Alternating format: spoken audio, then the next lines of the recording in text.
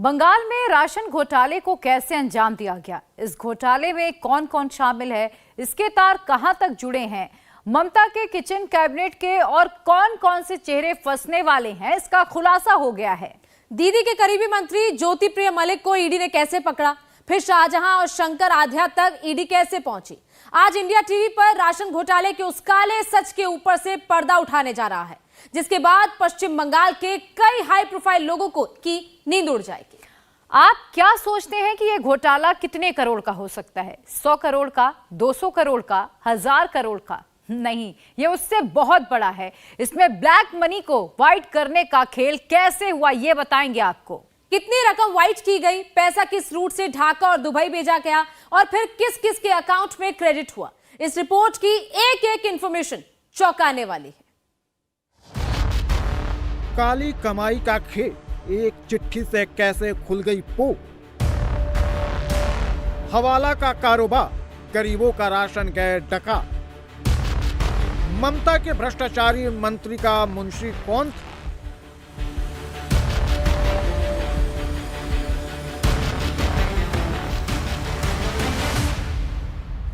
कैसे अंजाम दिया गया पूरा राशन घोटाला? इस घोटाले में कितने लोग शामिल थे? कितना बड़ा यह घोटाला है? शाहजहां के पास इतना पैसा कहां से आया? क्या घोटालेबाजों का कनेक्शन मनी लॉन्ड्रिंग से भी है? सब आपको बताएंगे, लेकिन उससे पहले इस घोटाले के सूत्रधार और कर्ता धर्ताओं को जान लीजिए। राशन घोटाले में 3 किरदार सबसे अहम। पहला, ममता बनर्जी के मंत्री ज्योति प्रिय मलिक, जो मास्टरमाइंड है। दूसरा, शंकर आध्या, जो कर्ता धर्ता है। और तीसरा, संदेश खाली का शेख शाहजहां, जो ज्योति प्रिया का मुंशी है।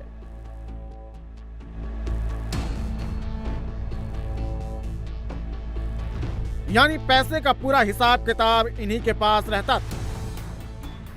सवाल यह कि इस घोटाले को अंजाम कैसे दिया गया और ज्योति प्रिया मलिक के खासम खास शाहजहां और शंकर आध्या तक ईडी कैसे पहुंची। तो इसके पीछे ज्योति प्रिया मलिक की चिट्ठी है, जिसे ज्योति प्रिया मलिक ने अपनी बेटी को लिखी थी। ज्योति प्रिया की यह चिट्ठी कब और कैसे पकड़ी गई, इसे आपको अगले 2 मिनट में बताएंगे। लेकिन उससे पहले ये जान लीजिए कि यह घोटाला कितना बड़ा है। ईडी के मुताबिक ये राशन घोटाला करीब 20,000 करोड़ का है, जिसे ज्योति प्रिया मलिक ने अपने कंपनियों के जरिए अंजाम दिया। राशन घोटाले के पैसे को एफएफएमसी के जरिए विदेश भेजा जा रहा था। ईडी के मुताबिक अलग अलग एफएफएमसी बिजनेस यानी फॉरेक्स एक्सचेंज की कंपनियों के जरिए 9 से 10,000 करोड़ रुपए विदेश भेजे गए। इन पैसों के लिए प्रॉपर डॉक्यूमेंट का इस्तेमाल नहीं किया गया। 2,000 करोड़ रुपए अवैध तरीके से दुबई और बांग्लादेश भेजने के भी सबूत ईडी को मिले। राशन घोटाले को इतनी चालाकी से अंजाम दिया गया कि कोई पकड़ न सके और भ्रष्टाचार के पैसे को ब्लैक से व्हाइट करने के लिए विदेश भेज दिया गया। पैसे का पूरा हिसाब किताब शाहजहां और शंकर आध्या रखते थे। कब, कैसे और कहां, किस फॉरेक्स एक्सचेंज के जरिए पैसा बाहर भेजना है, यह शाहजहां और शंकर आध्या ही तय करते थे। और ईडी के मुताबिक अभी तक 90 फॉरेक्स एक्सचेंज कंपनियों के जरिए विदेश में पैसा भेजा जा चुका है। इसमें शंकर आध्या की कंपनी आध्या फॉरेक्स प्राइवेट लिमिटेड और हीरामती एक्सपोर्ट लिमिटेड भी शामिल है। राशन घोटाले से आने वाले पैसे पर शंकर आध्या और शाहजहां का पूरा कंट्रोल था। और ईडी की जांच में आध्या कंपनी के जरिए 27 करोड़ रुपए कैश जमा करने के सबूत मिले और इन पैसों का हवाले के जरिए विदेश भेजे जाने का खुलासा हुआ है। पश्चिम बंगाल के राशन घोटाले में बड़ा खुलासा किया है। खुलासा ये कि किस तरीके से ममता सरकार गरीबों का राशन और गरीब किसानों का एमएसपी टकार गई। बिचौलियों की मदद से मिल मालिकों ने हजारों करोड़ रुपए की हेराफेरी की और फिर इस पैसे का बड़ा हिस्सा मंत्री ज्योति प्रिय मलिक तक पहुंचाया। मलिक ने ये पैसा अपने खासम खास शंकर आध्या और शेख शाहजहां तक पहुंचाया और यहीं से इस पूरे मामले में मनी लॉन्ड्रिंग की शुरुआत हुई। ज्योति प्रिया मलिक, शाहजहां और शंकर आध्या ने विदेश पैसा भेजने के लिए कई सारी सेल कंपनियां भी बना रखी। अब ये जान लीजिए कि घोटाले को अंजाम कैसे दिया गया। घोटाले को अंजाम देने के लिए बंगाल में 2 करोड़ से ज्यादा फर्जी राशन कार्ड बनाए गए, गरीबों के नाम पर सीधे मिल रही रियायती दाम पर राशन को उठाकर खुले बाजार में बेच दिया जाता था। यानी हर महीने करीब 5 करोड़ रुपए की सीधी कमाई हो रही थी। राशन बेचने के बाद जो पैसा आता था उसे मिल के मालिकों और राशन डीलरों में बांट दिया जाता था। लेकिन ये तो घोटाले का प्लान ए है। भ्रष्टाचारियों ने गरीबों को मिलने वाले राशन को पूरी तरह से डकारने के लिए प्लान बी भी बना रखा था। इस घोटाले को अंजाम देने के लिए मिल मालिकों ने किसानों के फर्जी खाते खोल रखे थे। यानी अपने रिकॉर्ड में एमएसपी पर किसानों से अनाज खरीद तो दिखाते थे और फर्जी खाते में पैसा डालकर बैकडोर से अपनी जेब में डाल लेते थे। यही नहीं, मिल मालिक किसानों से सीधे अनाज न खरीदकर बिचौलियों से अनाज खरीदते थे। ऐसे में मिल मालिकों को 200 रुपए प्रति क्विंटल का फायदा होता था। इस घोटाले में हर किसी का किरदार फिक्स। कौन क्या करेगा, राशन कहां से आएगा, इसे बेचा कहां जाएगा, पैसा कलेक्शन कौन करेगा। मिल मालिक बकीबूर रहमान अपने रिकॉर्ड में फर्जी किसानों से एमएसपी पर अनाज खरीदता था। फिर यह अनाज मंत्री ज्योति प्रिया के पास जाता था। ज्योति प्रिया इसे बेचने की जिम्मेदारी शाहजहां और शंकर आद्या को दिए थे। बेचने के बाद इन पैसों को शाहजहां और शंकर आद्या ही ठिकाने लगाते थे।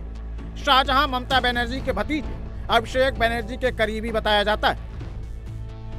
अब सवाल यह कि गरीबों का राशन डकारने वालों का सरगना कितना बड़ा है।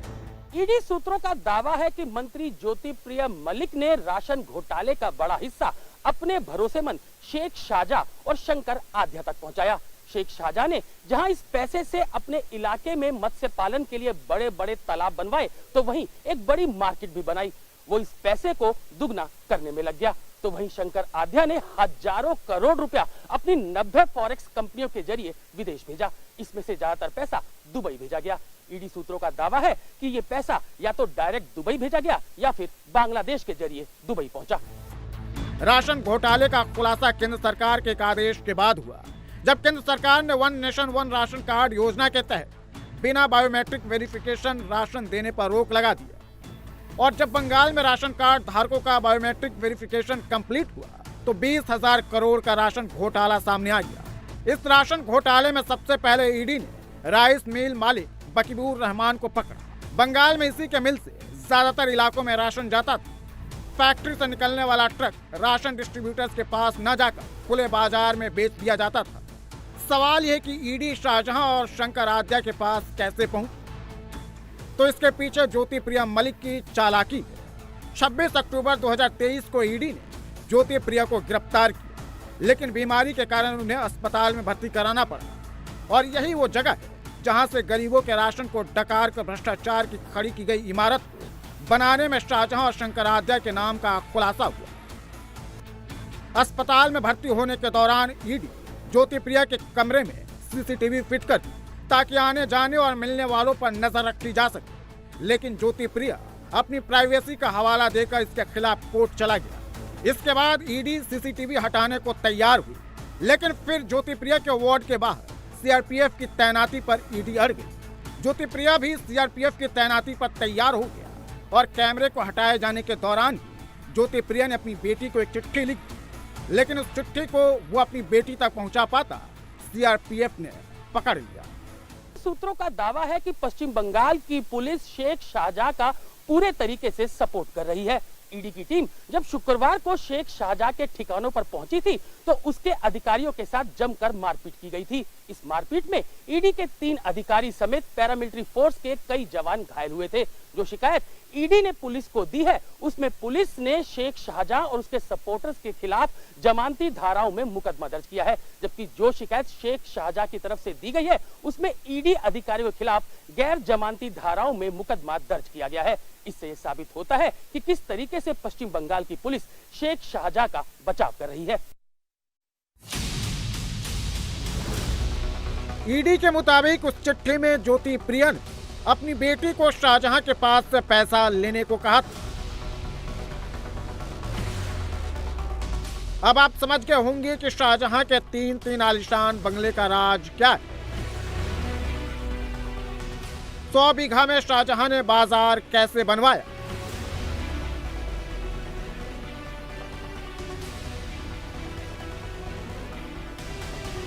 $500 बीघा में तालाब कैसे खुदवाया,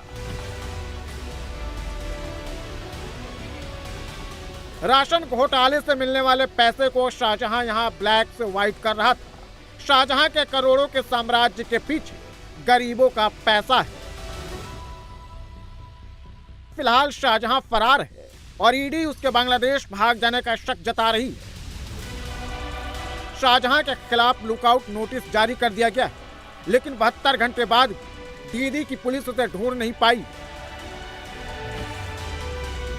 5 जनवरी को ईडी के अधिकारियों पर हमला, फिर शाहजहां का फरार होना और उसका गिरफ्तार न होना पुलिस पर कई सवाल उठा रहे हैं।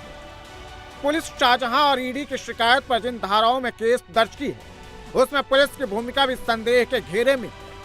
कहीं ममता की पुलिस शाहजहां को सिर्फ पैसे तो नहीं दे रखी। सूत्रों का दावा है कि पश्चिम बंगाल की पुलिस शेख शाहजहां का पूरे तरीके से सपोर्ट कर रही है। ईडी की टीम जब शुक्रवार को शेख शाहजहां के ठिकानों पर पहुंची थी तो उसके अधिकारियों के साथ जमकर मारपीट की गई थी। इस मारपीट में ईडी के 3 अधिकारी समेत पैरामिलिट्री फोर्स के कई जवान घायल हुए थे।